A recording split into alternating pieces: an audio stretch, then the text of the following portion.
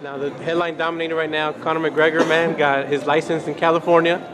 A lot of boxers, Mikey Garcia, Paulie Malignaggi, all been calling him out. Do you think he makes that move to boxing, or what do you think about him getting licensed? I mean, it looks easy from the outside.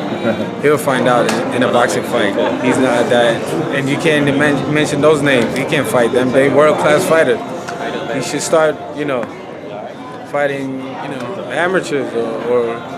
Did you see his sparring footage against Chris Van Heerden, who was kind of just tagging him up against a real boxer? I saw a little bit. Like I said, it looks easy from the outside. Boxing is a very tough sport, very hard sport. It takes years to learn. But he's a smart guy. He's a good businessman. He's good at UFC fighting. Good at what he does. A lot of people think it's just leverage to get a better deal with UFC. That he doesn't really want to go to boxing.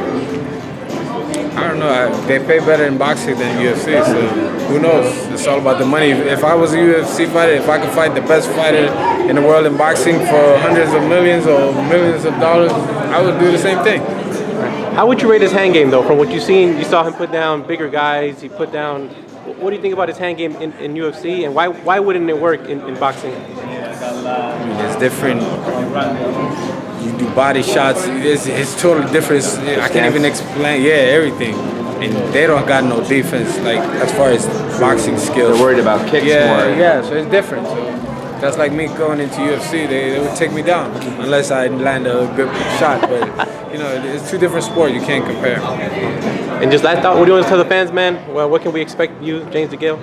It's going to be a war. January 14th, live on Showtime at the Barclays in Brooklyn. My guy, thank you, Badou. Appreciate you, man.